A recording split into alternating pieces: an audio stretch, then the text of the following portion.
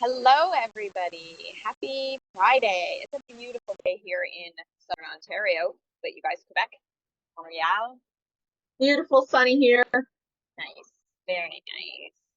So I wanted to just jump in. I don't know if what we're not, I know what we're talking about today in the WEN group, but I missed book club last night, so I'm taking this opportunity to just quickly ask, what did I miss, Karen? Oh my gosh, we had a really great discussion. We had a really great session on Wednesday. It's too bad you missed it, but we will Oh have yeah, more of those. yeah. So one of the things that we talked about was we just finished the introduction by Tom Butler Bowden, and it was what The I intro, want and for because myself. we're talking, sorry, the book we're on right now is the Science of Science Growing of Getting Rich by by Wallace Wall. Wattles. And so we were still on the introduction, and one of the major things that we covered was what I want for myself, I want for everybody, which is really powerful.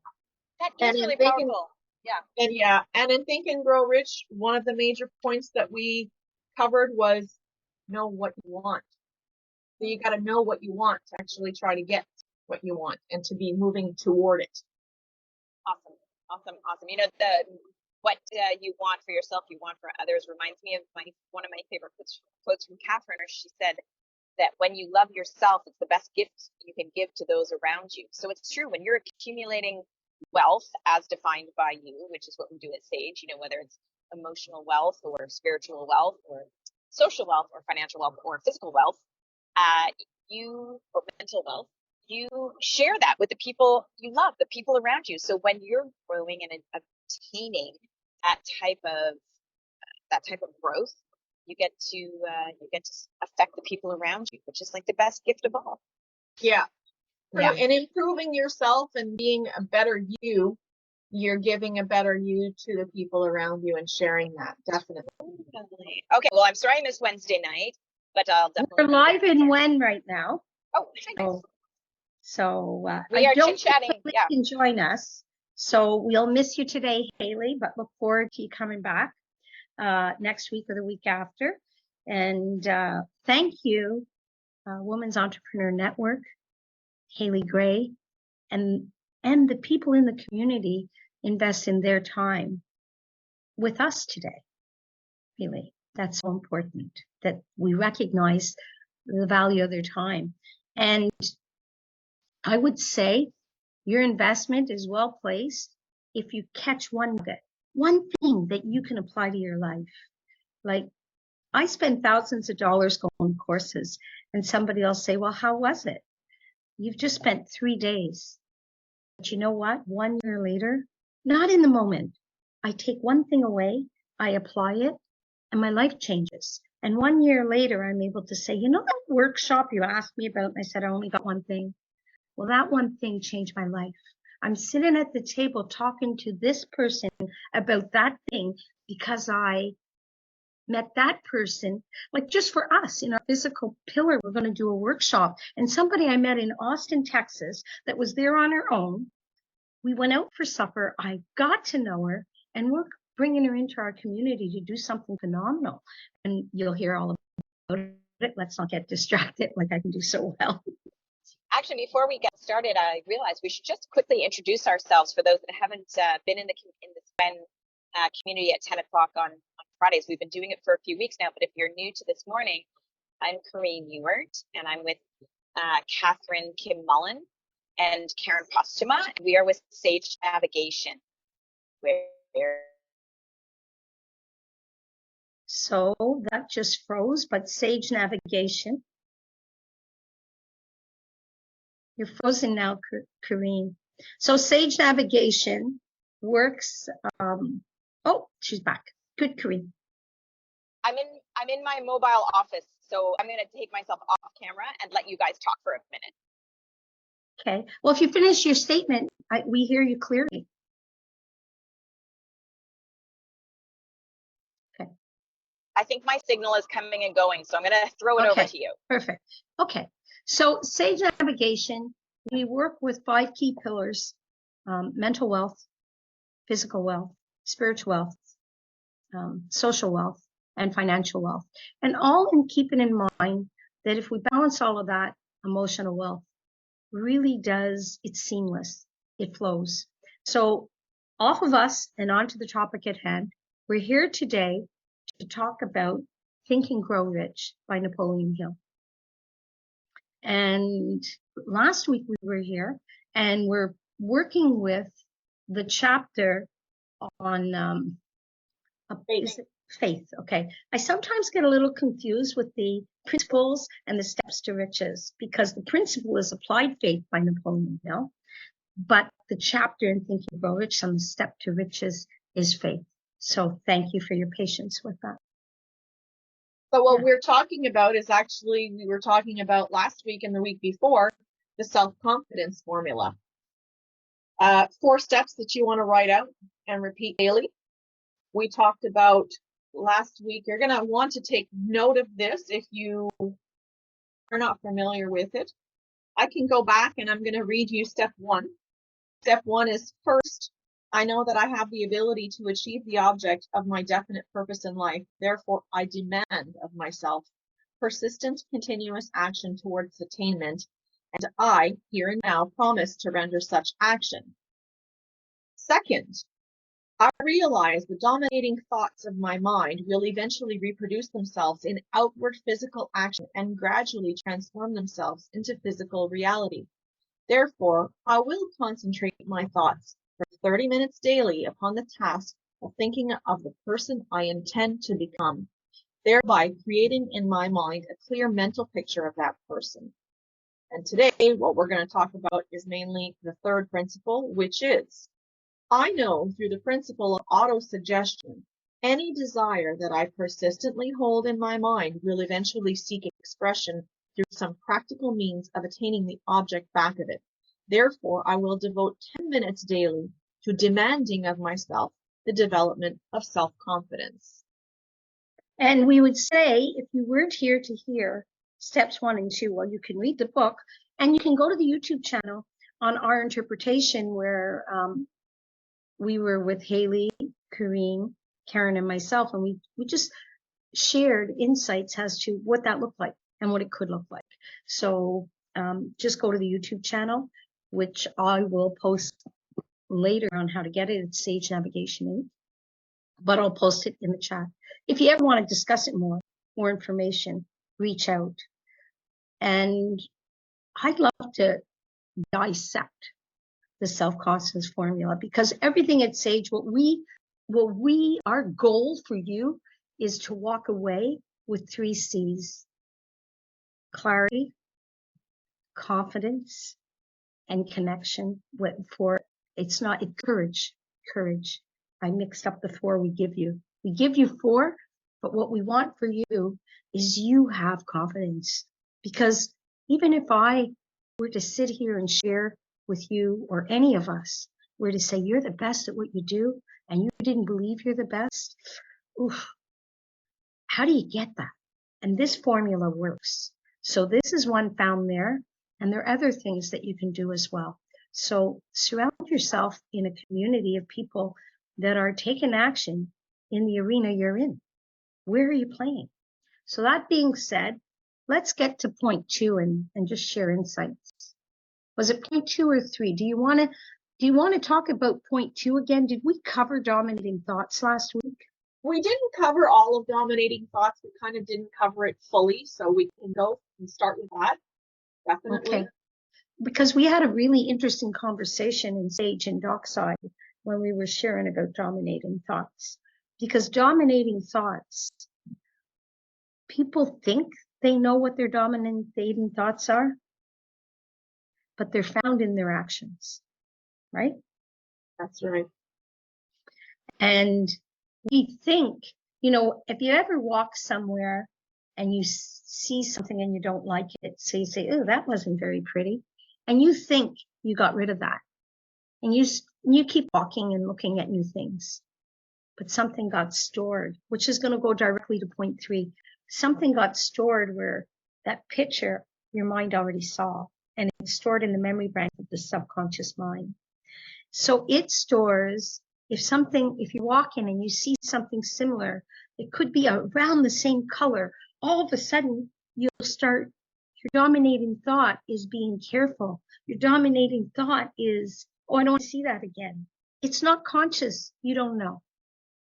But if you're walking and you're cringing at something, or if you're reacting to something, you want to dive a little deeper into that. What is your dominating thought, right?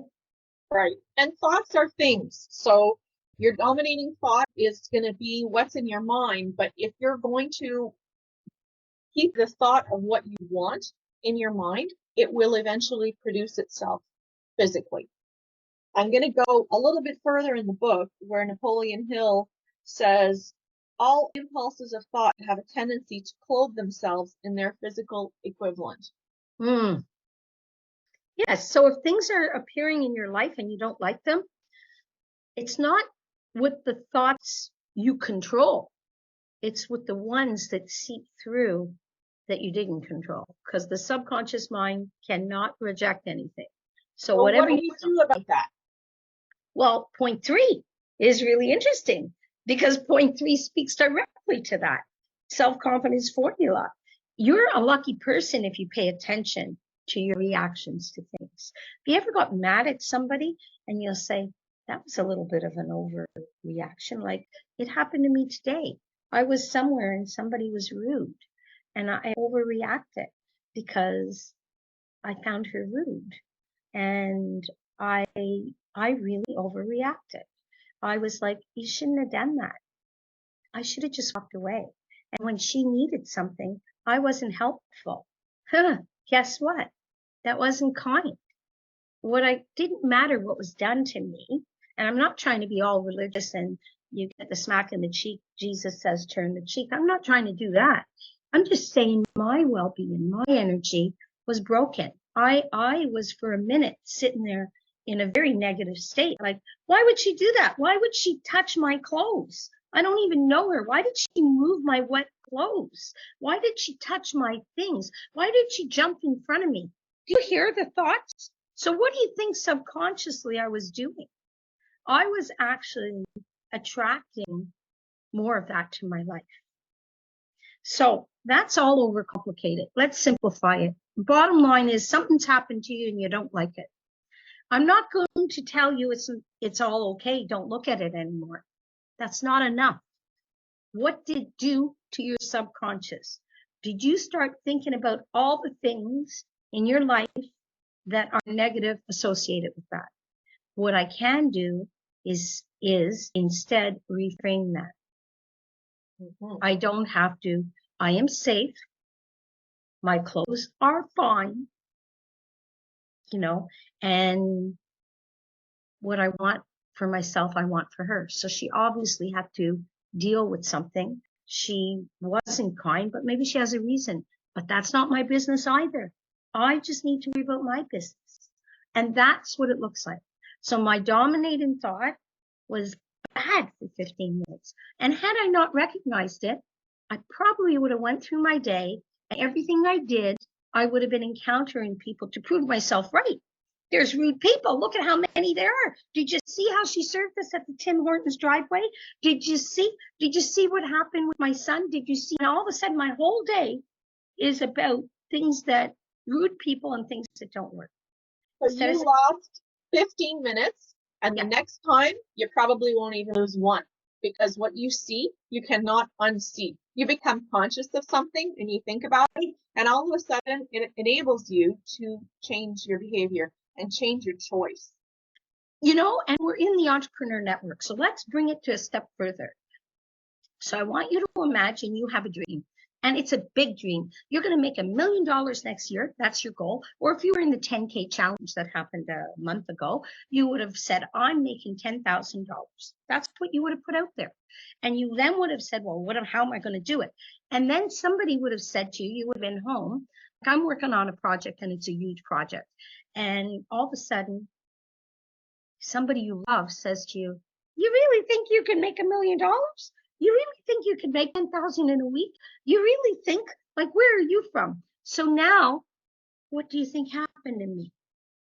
I just went deflated. Just if it was a balloon, it would be wonderful because it took the wind and the air out of it. But I have the formula. When somebody wants to tell me that, I'm like, oh, why did I share that? Don't worry about it. They don't know what they're talking about. That's their mind. That's their view. My view is I'm going to make it. And here's the thing. I'm going to actually do something right now. I'm going to take action. I'm going to make a call. It's even like that. Let's say you've made 10 calls. You know, Arlene Dickinson, she was from Toronto. She built $100 million venture fund, and she was on Shark Tank. And in any case, she's very successful. She said that she knocked on 100 doors she got the word no, no, no. No, I'm not helping you. No, I'm not doing business with you. No, I'm not giving you money. No. So if you're in business and you're getting all those no's, and you need to know your mind is getting scared. You're starting to get scared. Fear and faith can't hold the same space. So maybe you're reluctant to make that next call. Make it. Keep going. You'll get a yes. Tweak it. Maybe it's the way you're saying it. Maybe it's what you're delivering. I'm not saying do it the same way 100 times. But what I am saying is look at why the no came. Don't get impacted. Don't put that in your mind that you're getting these no's. Just put it, that person isn't ready for you right now.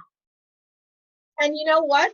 The one yes that she did get, that was the one yes that she needed. The other ones, they weren't the right partners for her. They weren't the right thing for her. So think of that in your business, that you're going to get the thing that you need at the time that you need it. Don't just wait for it. Go and get it. Yeah. But it will come to you when you need it. And yes, you will get it. And sometimes it takes that you just work a little bit, like you were saying, Kim, to tweak your speech, to tweak your pitch. Maybe you need to tweak your product too. Who knows? Depends on what kind of business you're in. But you know, and you have to take action toward it. And you don't focus on other things. You focus on yourself. You focus on your business and you focus on your goals. Never mind what's going on around you. Right? Absolutely. 3 feet from gold. Yeah, go. I just want to jump in with a little story that I've been using lately that I came across, which is the one about Stephen King. Same sort of idea. He kept a nail on his wall for every rejection slip. So Stephen King, the author, who obviously is one of the most famous and successful authors there are, regardless of whether you like his thriller genre. Anyways, he kept every single rejection slip he got, and he got hundreds, so much so that he had to get a second nail and maybe even a third and fourth. And every time he got a rejection slip, his first thought was, I'm going to prove them wrong.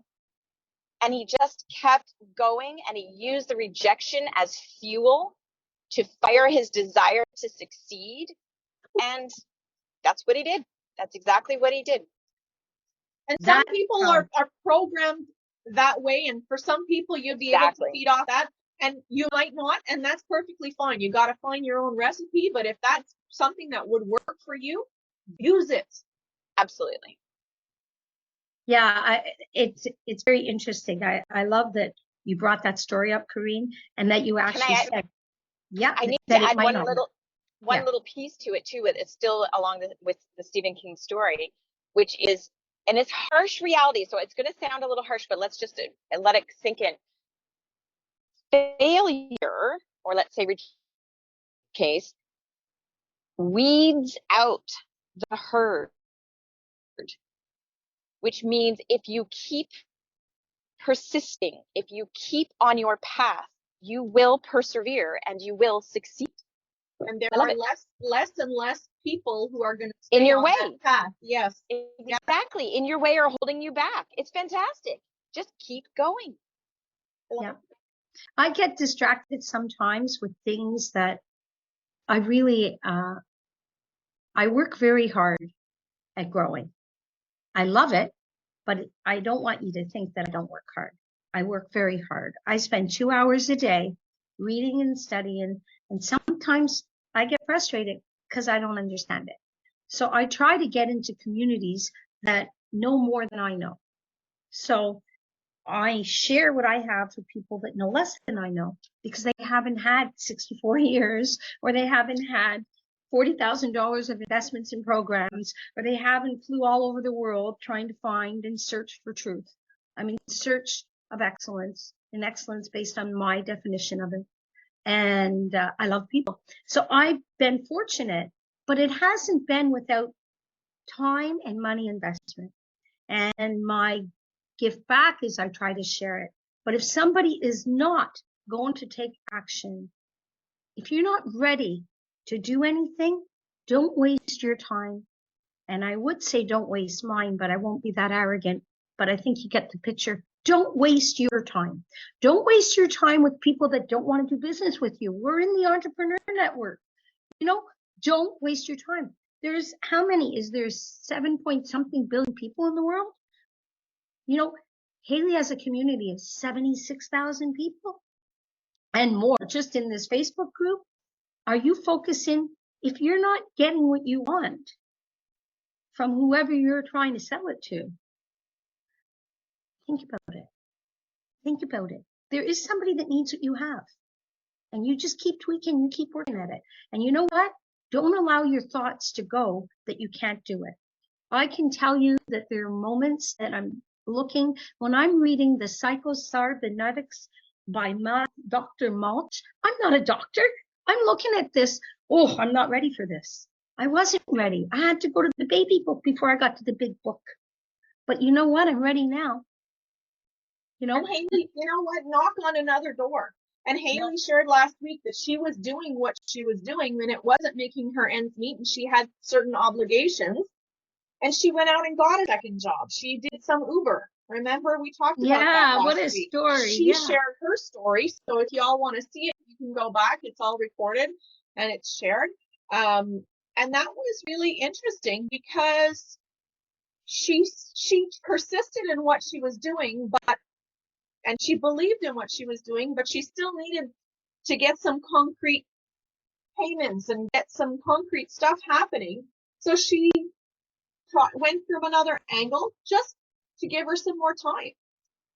Yeah, and we're wrapping up now to say that it's 10:27. We like to respect the time, so we have about 3 minutes. And the one thing that I would share, if you don't have a vision map and you're not living vision mapping, if you don't know what you want, then all the formulas and all the reading and all the stuff in the world doesn't work. So, you know, if you're sitting here and you're stuck and you don't know what's next for you, you know, you have access to Haley from a marketing perspective. You have access to try a book club that we dive into all of this science of getting rich every Wednesday night. You can try it for a month absolutely free.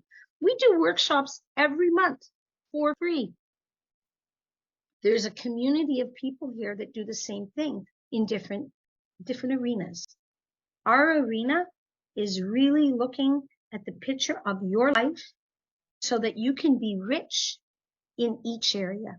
And you determine how rich you want to be and what that looks like. I invested 4 months in the mental wealth pillar, that I am sitting at the table, not on one, on your business people, your entrepreneurs.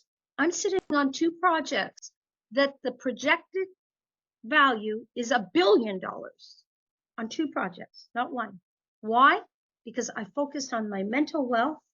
I didn't focus on the finance part. I wasn't ready for that part. I put a team of people together that had the same vision. And now we're building dreams with real money and real people. So this is available to you too. If you can't do it, find somebody that can with you. Don't give up. So I know I spoke a lot. Thank you, Karine, and thank you, Karen. Next week we'll cover point 3, right? Yeah, we started on it, so we'll go more in detail. Yeah. So we're here. Everybody's here.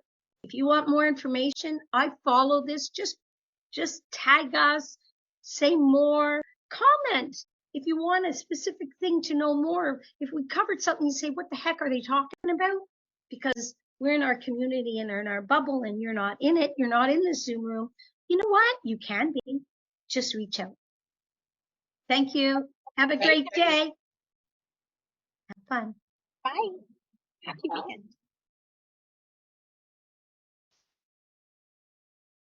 I stopped the live feed.